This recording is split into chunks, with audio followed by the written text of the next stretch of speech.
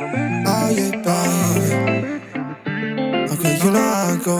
Hey, yeah, yeah. Okay, you know how I go, and I'm always on my own. And you running through my mind, and the weather's getting cold. And my homies getting cuffed, and I'm Hi stuck guys, all welcome to alone. the And I'm spot. scrolling I'm through the Tiffany, gram, and you And I'm blowing up on Ron. my phone, yeah, you and know. Tierra's not with us, but boy, do we have a surprise for you guys. We had an awesome chat with the cast of Raising Kanan season 3, and we had an awesome time. Wonderful. I mean, you got to hit that notification button so that you will be aware of when this thing drops. And I'm telling you, you will not want to miss a minute of it. And also, hit that subscribe button because we got plenty coming your way. It's Raising Kanan time. Bye-bye. Turn it over to the beautiful Tiffany. Okay. Good morning, MeKai and Antonio. How are you both? I'm good. How are you? Chilling. Good morning. And of course, Good to see you guys again, because we did see you guys at the premiere last year. I couldn't catch up with you, MeKai, but I did wave to you, Antonio. Yes, But I do remember that. I do remember that. let's take care of the business first. I'm Ron Yeah. Johnson with the Spot Real Talk, and you, Tiffany. Yeah, She's Tiffany also with the spot. Spot. So you guys, wow, I don't know what to say with Antonio and MeKai. You guys, you make the show. It is fantastic with what you do. My question though is with you, MeKai. As a young teenager, you seem to be making some very grown man moves here in this episode. And what is that something that we can expect from you? Where are we going with this? Because you seem to want to get out on your own and do your own thing. Where are we headed? Well, yeah, I mean that is the story of Raising Kanan, right? Is you're getting to watch this young man kind of come into his own, start to put his own, uh, you know, 2 cents together. What's going on around him? He's observing the world that's around him. He's observing the people around him, that he's trusted, and now he's viewing that in a different light. He's just maturing, growing up. So yeah, you'll naturally just see him continue to make those same sort of decisions, in line with what the whole premise of the show has been, is just watching this young man or any young person uh, figure themselves out while having to deal with family and friends and the things that they're around. Okay. I want to follow up on that question to MeKai because notice that you're definitely more aggressive in the first couple episodes that I see, and especially even with the way you speak to famous in some ways, and Oh yeah, kind of we've noticed that. We've yes, noticed that. it reminds me of the dynamics between OG Power, Kanan, and Dre, and I'm wondering if we're going to see more of a darker turn from you this set as Kanan. Again, you know what I mean? You're seeing Kanan just put it all together. He's figuring out, to the best of his ability, what's happening around him, and he's trying to establish himself even further, as a person. Um, after taking in all the knowledge and the things around him, and again, just kind of mixing up his own potion. That's kind of what's happening for real. You know what I mean? Like obviously, it's all not glitz and glamour. It gets gritty. It gets dark. But that's just what it is. That's the environment Kanan grew up in. That's just what he was around, and that kind of how you see it unfold for him. Okay, we're gonna have to wrap up, but I gotta know, famous, are you gonna have his back this season? You look I'm a little always hesitant. gonna have Kanan's back. I'm always gonna have Kanan's back. So my boy, I'm always gonna have his back. Excellent. When do best friends not have each other's back? You know what I mean? Right. Even when you kind of are butting heads, you still want to have your boys back because that's your boy. You know what I mean? It's always love. Even when things get bad, like you said, even when things get bad, it's always love. Excellent. I'm glad to hear that, man. So what about the rap career? Because you don't seem as motivated as you were last season. Well, we do make a turn into that. We lean into we lean into a lot of different I'd say B stories. We lean into a lot of different people's futures and basically where they're gonna end up. So like a lot of conversations happen to where, you know, we start to link into original power and a lot of things start to piece together to show the whole puzzle. So you'll be able to definitely see more of that in this season. Okay. That's the beauty of it, bro. The whole show is everybody's growing and changing with everything happening around them. You know what I mean? That's what it is. Not Exactly. just raising Kanan. That's just Exactly. No, that's just what it happens to be called. we love the rawness of the show, bro. I mean, you guys you are real. I mean, it doesn't look like acting, man. Y'all are real. That's love, bro. And you really locked in on 50's mannerisms too. Like you got him down. Told him that so many times. Because when we talk to MeKai, we have a conversation with MeKai. But once we go and we do like a table read, or once we get into scene, voices change, demeanors change, all of that is different. So he everybody locks in. That's what it is. He definitely has it locked in. Well, I'm sorry, guys. We got to wrap it up, and it's been fun. Thank you so much for spending some time with us, man. Really. Oh, thank you for your time. This paper, this could be a secret, yeah. Girl, I like to keep things simple. Come through and you find what you went for. I remember you, girl, you my nympho. Don't tell me that changed, they be screaming my name really all up. Joey Grantham, I'm Ron Johnson with the Spot Real Talk. And I'm Tiffany Clements with the Spot Real Talk. Good morning to you both. Morning. Morning to you both too. Definitely. Okay, well, I'm gonna go back to what I was saying to Joey. Congrats on your mentorship program for young Black men. I think that's really dope. Thank you, Tiff. I appreciate that. But I do want to highlight that it's not a program just for Black men. It is a program for men of color as a whole. So, you know, that includes Asian, includes Middle East, pretty much non-white. Okay. Is what the program is for, to, you know, put it plainly. I like that. It's dope. And Grantham, welcome to the Power Universe. And thank you. I'm happy to be here. And Joey, my question is for you, because we saw at the end of last season, you saved Rock's life, saw a little chemistry there, and wanted to know if that's real for Unique, or is he just running game trying to get his spot back? I'd say that there's definitely an element of it that is real. I want to say that is the leading element, but Unique is definitely calculated for sure. You know, I don't think that we could ignore that aspect of it. But you know, when it comes to the streets, when it comes to navigating the systems of power, I think that there's always an element of, you know, you watch my back, I watch yours. So I think it's natural for Unique to think that there would be a benefit that comes out of that. Okay. Grantham, I have a question for you. You studied at the School of Juilliard, so I guess we can expect a lot from you, and so far we're getting it. Your character, Ronnie, my namesake, he comes across as a silent but deadly type of character. Can we count the number of bodies you might have this season? I mean, I don't even know what number to give you. I'm gonna stay away from that one. I will say that Ronnie is definitely someone who is quite easily feared, and definitely if he's heard, he's probably saying something you should listen to, because he's not a man of many words. Not at all, but eyes, man. I mean, you know, you walk into a room, you've already killed 2 or 3 people. Yes, Ronnie gives me Michael Myers vibes. There you go. And this is my prediction for Ronnie. I think, just gonna go ahead and say that. I think, and I know you can't say that, you can't confirm or deny, but I think just some of the things I've seen so far from Ronnie,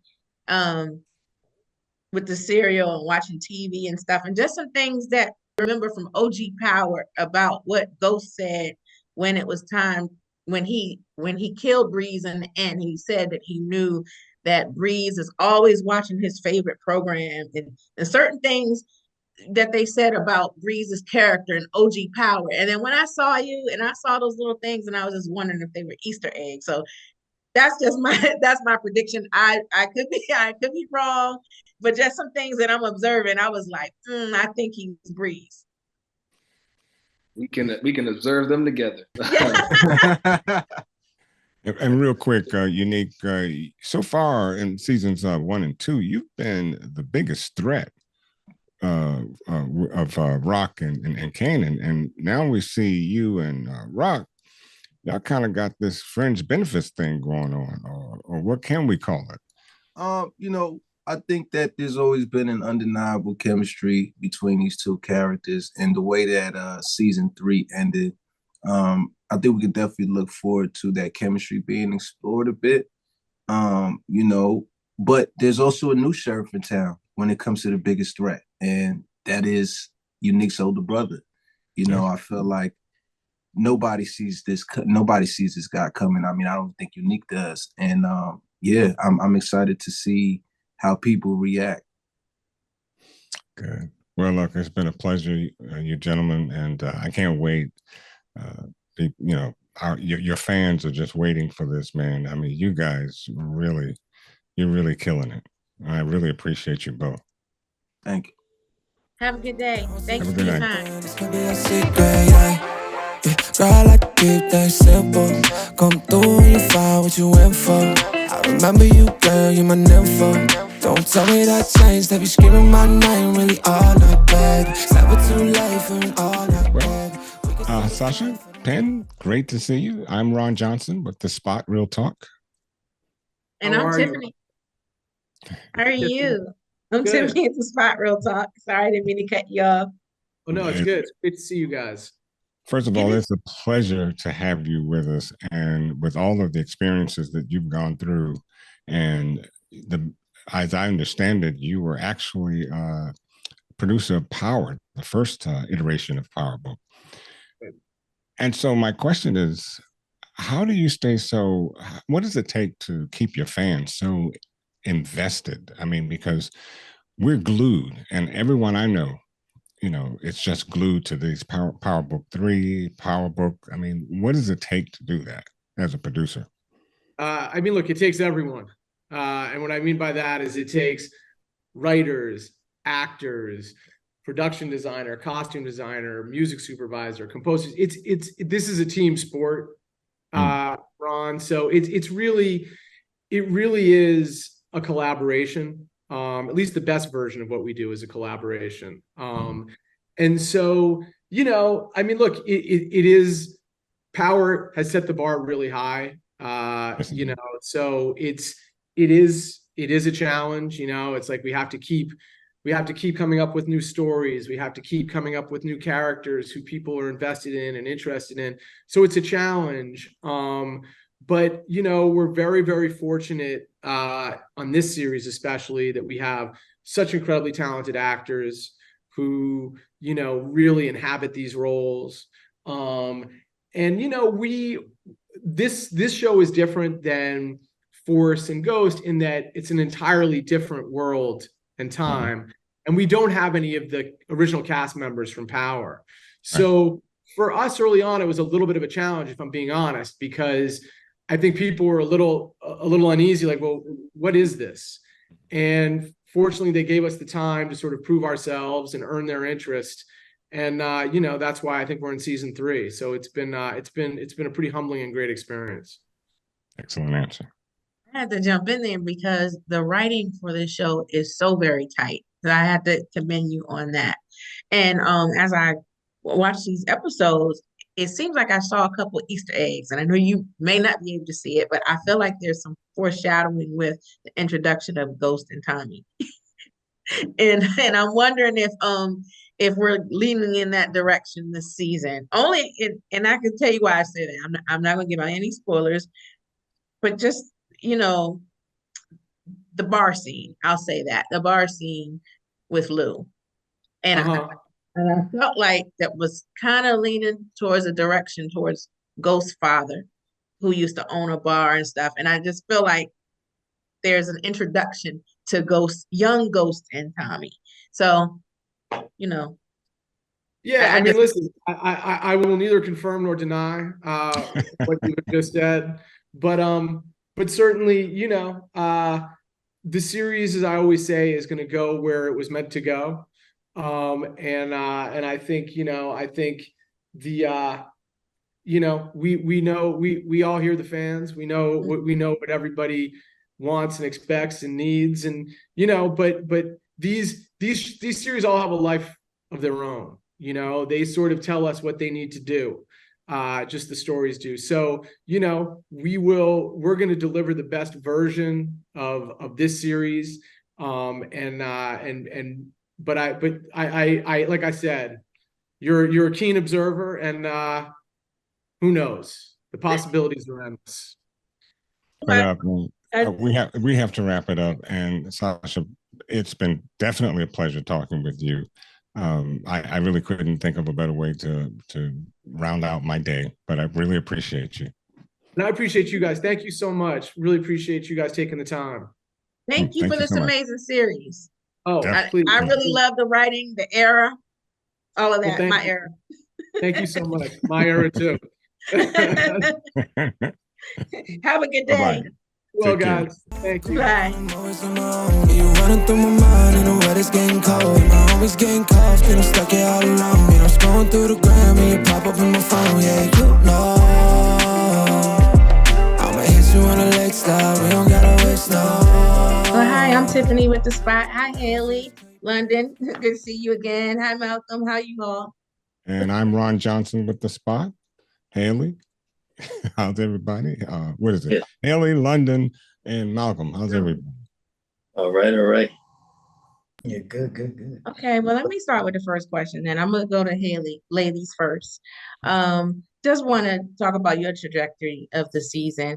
You've had a lot of loss, you know, and I wanted to see if this season was going to be the season that starts your dark turn to the ruthless jukebox that we saw in OG Power. I love that question because we get to live and experience the show, right, as two different people, as an actor and as the character, and then as a fan of the show and someone who watches the show. I am the same way. I'm like, okay, when is she gonna win? When is she gonna get a win? When are things gonna turn? What's going on? And this season, I mean, let me say, every season has really set up Care, because I think with the original jukebox character that people know and hate and love to hate, you know, you see her as one type of way. And I love that we've set her up in the past 2 seasons to be someone that you really care about and value. So this season, I think you're going to start to see how she starts playing checkers when it comes to different people and different scenarios. I'm really excited for everyone to see it. Wait to see that too. Wow, she stole my thunder with that question, but I guess I'm gonna move on. So, London, this question is for you. After getting shot, it seems like the world that you once knew was closing in on you fast. So, how does Marvin deal with his dysfunctional family and the matters that you have to deal with, even for yourself? Well, fortunately, you know, therapy is going to be the first testament to that. He even though it is closing in on him, but there's still some techniques that he's able to walk away from that therapy class that's going to allow him to get through these tribulations that seem to be closing in on him. And so if he just slows down and breathe a little bit, at least he can think clear enough to figure out a solution for it, as opposed to how he would have reacted. He may not have taken any time to process. Now he at least can process and say, okay, I'm in trouble. I'm not going to panic. Let's figure out how to solve, more solution-based, to answer your question. Okay. Well, I'm going to ask Malcolm. We saw last season that Rock really, like, she kind of sunned you in that last episode. And she, and you found out how she took Scrap out. And I want to know, are you done with Rock? Are you out the game? Like, first and foremost, I have nothing to do with them people. I don't know them people. I don't want none of their smoke, their trauma, their bags. The character seems to be going through it. Right. And I don't know what he thinks. I don't know where he gonna go with it. But I would hope that he's done taking that level of abuse from any human being. Mhm. But something tells me he's got a little bit more of a road to go. That's what I would say. I can't tell you because we got people Right, of course. Of course. But I want to piggyback on that though, because when a lion separates from the from the group, he's most vulnerable. So is that what we're going to see for? I think you know what? You might have read some scripts, man. That's crazy. You might have cheated a little bit. That's what I'm gonna say, and I'm gonna leave it at that. Mm-hmm. Well, I'll say this, Malcolm. My son is a fan of your music. Dramatic is a song that he rocks with heavy. So I'm just gonna say that to you real quick. But London, I want to go back to you because I want to know how all these things that anger management, you guys lost Kenya, you got shot. How is that going to impact your relationship with Jukebox this season? Hopefully in a way that causes Marvin not to retreat back to what he knows, because on the character side of this, he already knows how he already knows his old ways hasn't been getting him the results that he wants. So if Marvin is smart, he'll try not to revert back to that stuff and say, okay, the last time I was in a situation, I wasn't there. Now I'm in a situation. How can I move in a way that allows me to get the results that I want? And I think he's going to, because of therapy, he's going to learn to kind of slow down and say, let me navigate this so I don't blow it again with his daughter and the other relationships that he has in his life. Okay. Hailey, I want to piggyback on something Tiffany said a little earlier. A little different, but my question basically is, will this be the season we see you go from the street to street cop? Who, Marvin? No. Hailey. Oh, Hailey. Oh, I'm about to say. Marvin, I know you ain't touching that. I love y'all. Please be patient. Mm-hmm. That means a lot of life has happened. Mm-hmm. And we be skipping a lot of fun parts. So just keep rocking with us. But I mean, look, I can confirm that it will happen, right? Well, look, we can't help but rock with you guys. Y'all are a powerful group. Mm-hmm. And I thought, and I'm gonna have to say this, I hope I don't get in trouble. I thought power was something, but you guys, y'all are smoking. I'm at the edge of my seat. I can say the that. writing is real solid. We told Sascha the writing is really solid with Yes, it is. with this group Raising Kanan, and the acting too. You guys are phenomenal. And Hailey, I want to tell you, you have a beautiful voice. I have Bruise downloaded on my playlist. So.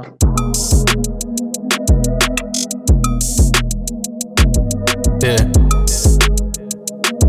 What's up? I got him running scared on a big bad wolf, and I heard the same shit, dog. It's really getting old. Got so many hundreds that I can't get it to fold, and I'm only speaking facts, just the truth is being told. Got him running scared on a big bad wolf. Oh, I never see the silver lining, only see the gold. I don't speak in caps, dog. Everything.